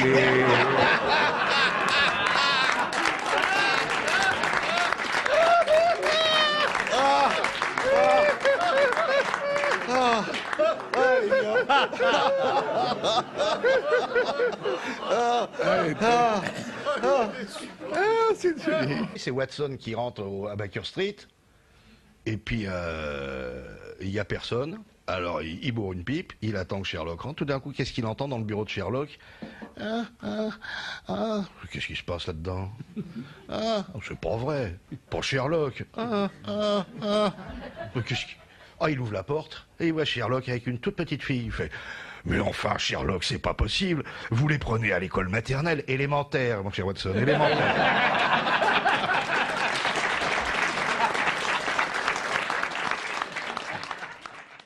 C'est le fils des cultivateurs qui s'en va, il en a marre d'être au cul des vaches, au cul des moutons, tout ça, faire les champs, traire les vaches, tout ça, il se barre à la ville, et puis au bout de 6 mois, il revient à la ferme, on va dire, t'es content, qu'est-ce que tu fais là-bas? Oh ben, je suis bien plus content, je suis vitrier. Et alors? Ben avant je laboulais, maintenant je mastique.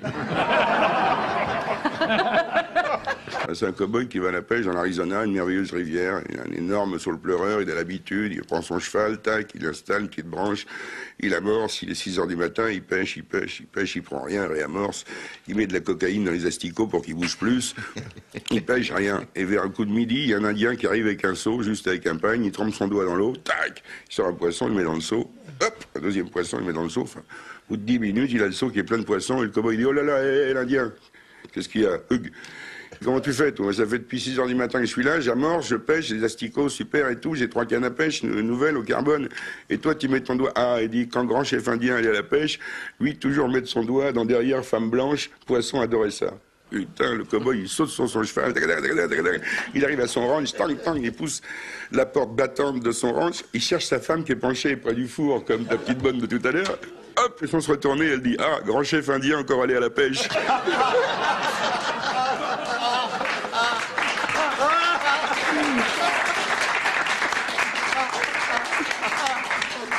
Cette histoire du garçon de ferme qui avait installé sur une meule de foin une pauvre fille qui voyait pas souvent le loup et qui avait perdu ses 2 jambes et on l'avait remplacée par des pilons. Il était en train de la besogner et il y a un copain qui passait derrière et qui disait « Alors, on la pousse cette brouette ?»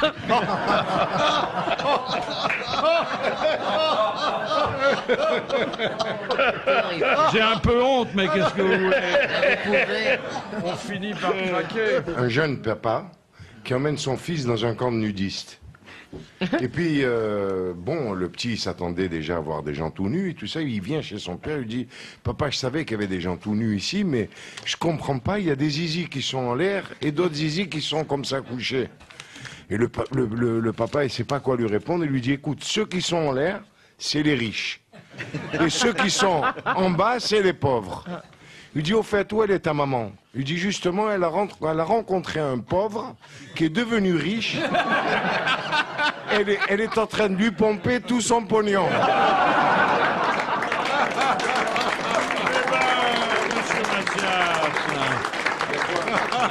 Les 2 pompes, ça m'a rappelé. Et puis aussi le Corse qui arrête un touriste belge en plein été dans la belle montagne corse, il se met au milieu avec son fusil, descendez. Bon, pourquoi, monsieur? Descendez. Mais je viens de faire de ça tout de suite, monsieur le bardi corse. Masturbez-vous.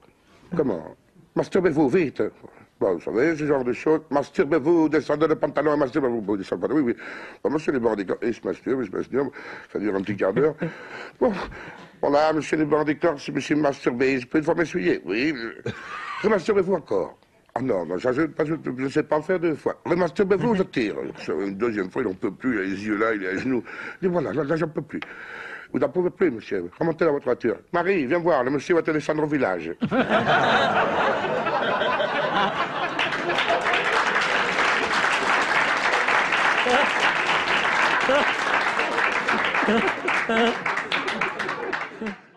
Le type qui va voir le Toubi, mais il dit déshabillez-vous, c'est pour une petite visite habituelle. Il dit, vous avez vu ce que vous avez? Dit non. Ben, vous avez une couille en bois, une couille en fer. Il dit, moi, j'ai une couille en bois, une couille en fer. Je dis, c'est pas possible. Il dit, vous avez des enfants? Il dit, bien sûr, ils sont à côté. Pinocchio, Robocop.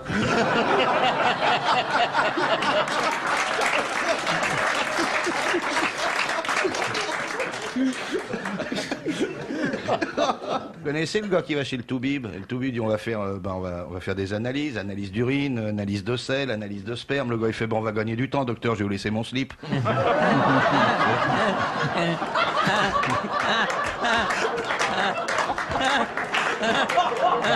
Elle est pas ragoûtante, mais elle est en situation.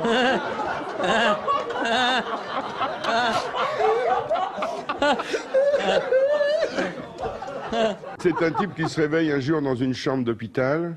Il ne sait pas ce qu'il fout là. Il est tout plâtré de partout. Il y a un Toubib qui rentre. Ça va mieux, monsieur? Oui, qu'est-ce que je fais là, docteur?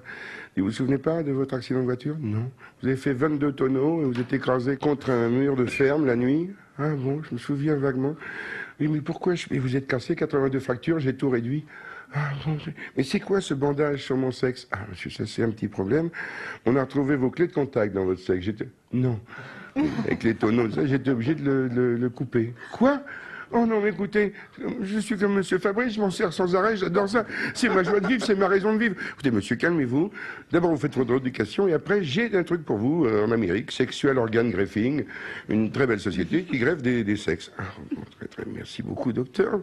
Pourvu que ça se passe bien, 90% de réussite. Bon, il fait son truc, il commence à marcher bien, il fonce à Los Angeles où on le reçoit dans un bureau extraordinaire, très lumineux. Il dit, bonjour, je parle français, je connais le problème, on va vous greffer un sexe. Oui, s'il vous plaît. Comment ça se passe? 98% de réussite.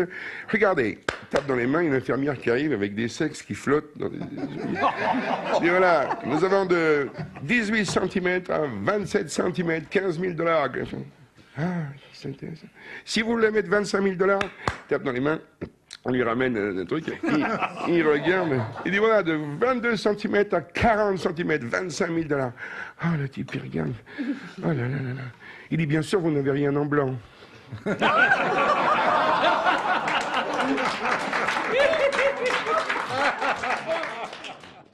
Il y en a une horrible, c'est le curé qui est confesse, quoi, le mec qui confesse.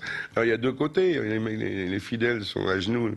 Alors il ferme un truc, il ouvre l'autre, et il y a le mec qui fait « T'as du papier de ton côté ?» Non, celle-là, nous la coupons chaque fois. Oui, bien sûr, bien sûr. Je sais pour la couper. Oui, oui. Et le pénitent est dans la position du lotus. Hein. C'est une horreur, monsieur Carlo. Je sais. Horreur. Mais c'est pour ce public qui se déplace, à qui on doit tout. Vous devriez avoir honte. Il y a les bounties aussi. J'ai honte de l'avoir entendu, vous devriez avoir honte de l'avoir raconté. Non, mais j'avais bien dit qu'on la coupe avant. Je parle pas de la mienne. Hein. L'histoire de Jacques Lang qui meurt. Alors il arrive, il frappe à la porte du paradis, il y a Saint-Pierre. Bonjour, c'est Jacques Lang. Je ne connais pas, je vais aller voir sur le bouquin. Oh bah dites donc, quand même, je suis connu. Je rentre chez Castel, je vais à la télévision quand je veux, je suis, appelez-moi le gérant ou le patron, quelque chose. Alors le Saint-Pierre va voir Jésus qui est là. Jésus est chez lui, et puis alors Saint-Pierre dit, il y a, à la porte, il y a un dénommé Jacques Lang. Comment? Fait Jésus, Jacques est là, et je suis même pas passé chez le coiffeur.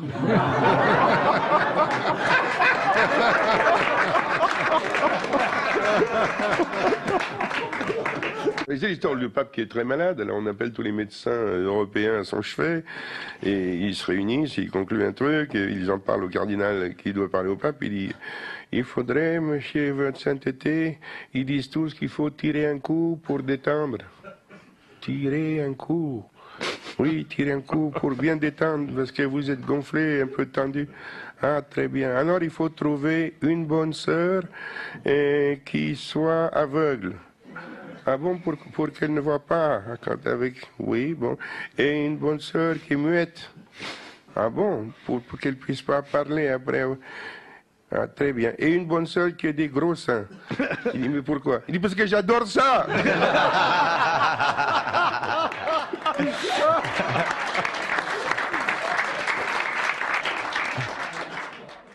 Quand un Belge te balance une goupille, t'as intérêt à te tirer, c'est qu'il a la grenade dans la bouche.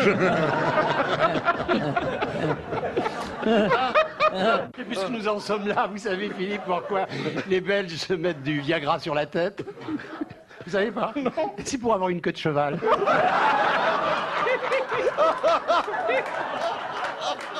Il y a aussi le type, le Belge, qui vient d'acheter une Ferrari, et avant de monter, il enlève son pantalon, alors on lui demande pourquoi. Il dit, bah, on m'a dit que ça suçait beaucoup. Oui. C'est un type qui veut prendre un taxi, c'est le soir. Il y a 3 taxis. Il va au premier, il tape à la vitre, le mec descend, il dit, monsieur, il dit, pour aller à Euro Disney, c'est combien? Il dit, je prends 200 balles. Je vous donne 50 francs de plus, vous pouvez faire une petite gâterie. Il ne sera pas gros con comme ça, mais... Il ferme, il fait froid, il va au deuxième taxi, il tape, le mec, il baisse la vitre, oui. Pour aller à Euro Disney, quand même. Pour 200, 250, mon compteur. Il dit, si je donne 50 francs de plus, je peux te mettre un coup dans le fion. Je me dis, mais ça va pas, non? Mais ça va pas, connard. Casse-toi. Il dit, troisième taxi, il tape à la vitre. Monsieur, pour aller à Euro Disney, 200. Bien sûr, il rentre derrière. Et quand le taxi démarre, il dit, je vous donne 50 francs de plus, mais faites un petit signe d'amitié à vos 2 collègues.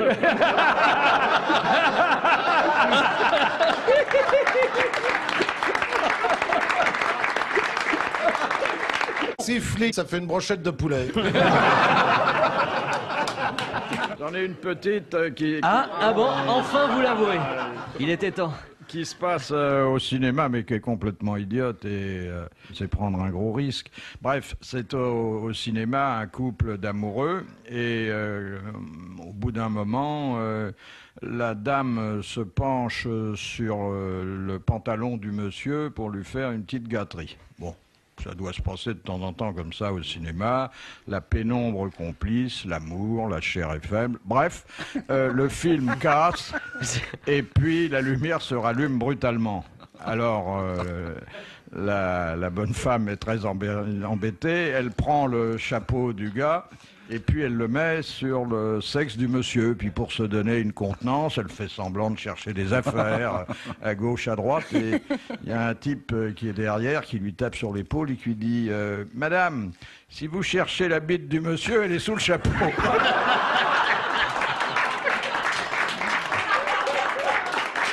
J'ai honte, j'ai craqué. Il y a aussi une loi qui est sortie il n'y a pas longtemps où toutes les entreprises sont obligées d'engager un handicapé.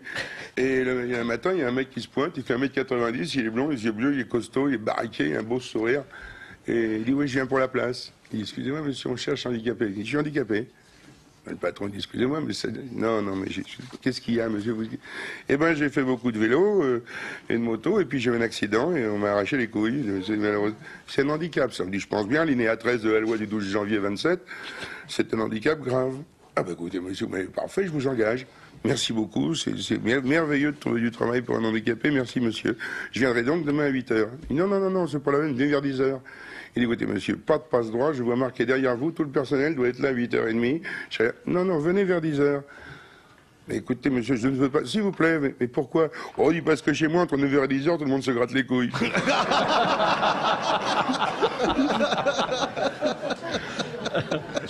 Monsieur PTT, petit travail tranquille, et madame RATP, reste assis et payé, ont un fils. EDF, enfant de feignant.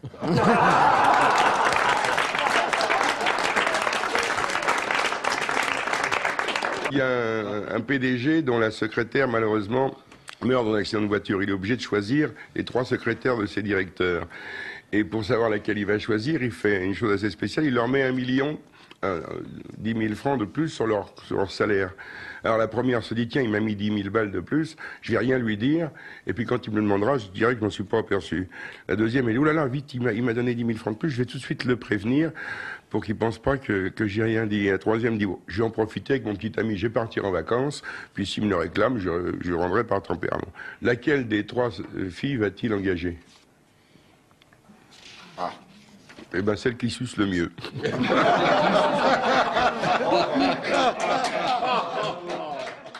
Rappelez-vous dans le temps quand on avait du papier journal dans le fond du jardin.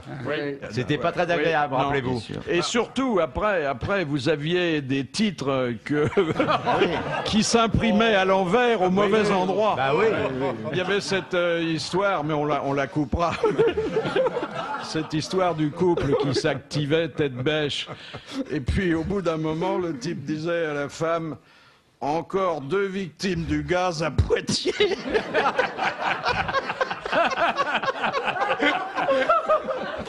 Ah, il est content là, regardez, il est ravi. Ça lui fait plaisir, ça lui... Oui, elle est drôle. Elle est drôle. C'était Robert Lamoureux qui disait, nous, dans les toilettes, on met toujours les bouquins qu'on veut plus lire. Et on avait mis un roman avec une couverture épaisse comme le pouce. La couverture, on ne sait pas ce qu'elle est devenue. Il y a un gars que j'ai rencontré qui a inventé un papier hygiénique où il y a des poèmes, où il y a des nouvelles. Oui, bien sûr. Donc on peut lire. On peut Les lire poèmes avant de se- japonais, vous savez, les haïkus. Moi, je ne l'aime que blanc. Et je ne supporte pas Molletonné une ou autre pas couleur molletonné que blanc. Mais attendez, là où vous le mettez, vous le voyez pas. Ah, comment, bien sûr. Comment, vous ne regardez pas Comment est-ce que vous vous essuyez Oh, écoute. Mais vous vous essuyez comment Mais au jugé. Il y a quelqu'un. Oh là là, mais mon chéri, je À vais l'aveugle. t'apprendre demain. Oui. Mais À l'odeur aussi, Dès ce parfois. soir, je vais t'apprendre comment on nettoie son petit trou de balle. Il est tellement timide qu'il doit éteindre la lumière quand il se torche, c'est pour ça qu'il a mauvaise haleine. Et alors on Vas-y, voit Carlos, bien que vous n'êtes l'ours et le jamais venu lapin. chez moi, mais alors quand on est côte à côte sur les lunettes, Ah, bah, c'est vrai. on peut s'essuyer l'eau. Vous n'avez jamais essuyé personne Non, mais ça va pas. Non, Oh là là, écoute, franchement. Où va-t-on ça va tomber J'ai torché quelques papiers, mais c'est tout. Oh, je vous trouve nul, T'as vous pas une manquez de question sensualité. Nous, on n'a pas besoin de papier pour se oui, torcher la gueule. Quand je vous écoute, Monsieur Coff, j'ai l'impression d'être passé à côté de beaucoup de Ah, choses. ben bien sûr. Ah, Non, chez- mais alors, le et mieux, je continuerai mieux que le à papier- passer. Et mieux que le papier, vous savez, c'est quand même le gérotatif. Hein. Ah oui, c'est bien. Épatant. Les mais bidets chez- en Allemagne. Oh là Chez, là. chez toi, Jean-Pierre, c'est montre-moi ton étron, je te dirai qui tu es. Mais pas du tout, ça n'a rien à voir avec ça. C'est juste de l'hygiène délicate. C'est penser à Le l'autre. gérotatif chez toi Comment Tu l'as, le gérotatif chez toi Non. Ah. Si votre hygiène était aussi délicate, vous n'en parleriez pas. Oh, bah dis donc.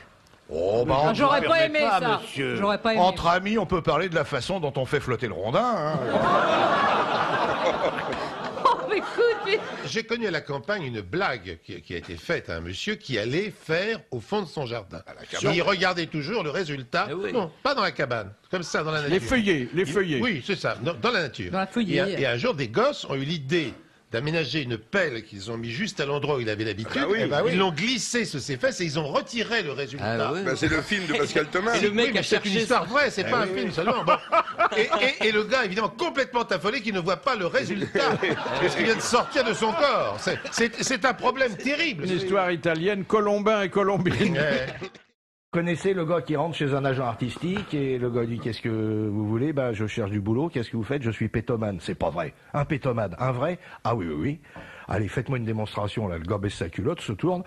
Il lâche un paix, manque de bol, le paix est foireux, le gars couvert de merde. Il dit dehors et le gars il fait oh bah si on peut même plus s'éclaircir la voix alors.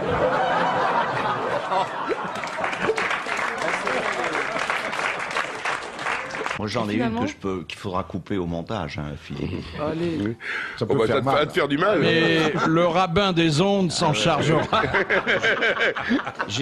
C'est très vieux. J'étais en tournée avec Jean Rigaud en Belgique et on était dans un hôtel où effectivement les cloisons étaient assez fines et on écoutait une dame qui effectivement criait beaucoup et qui à un moment hurlait en disant prends-moi par derrière. Mais ça durait et à un moment j'ai écouté Rigaud de sa voix stridente dire encule-la qu'on dorme.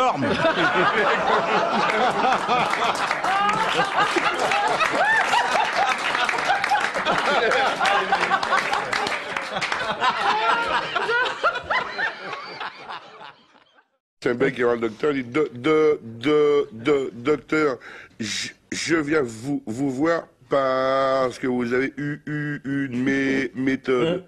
Oui, j'ai une méthode, on vous a signalé que je fais parler les becs. Oui.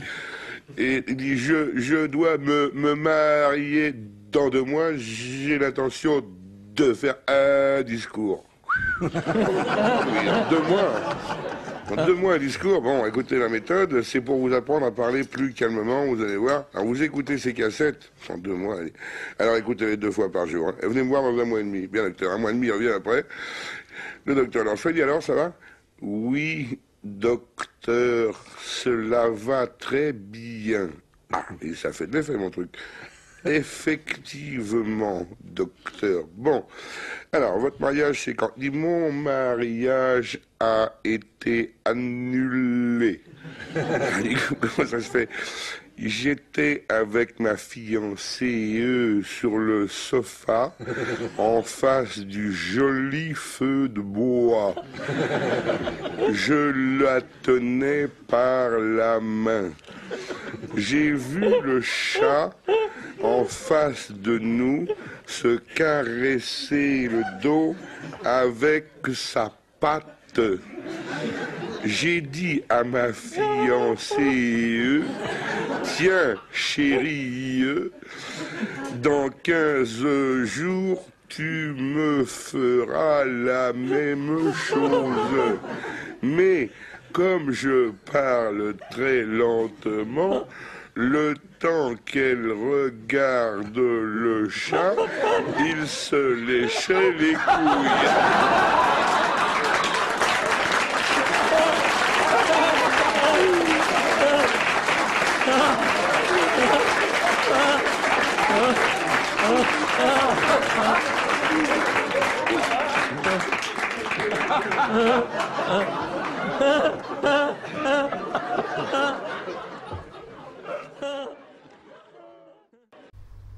Philippe Bouvard, officiel, vous remercie de votre fidélité et vous invite à vous abonner.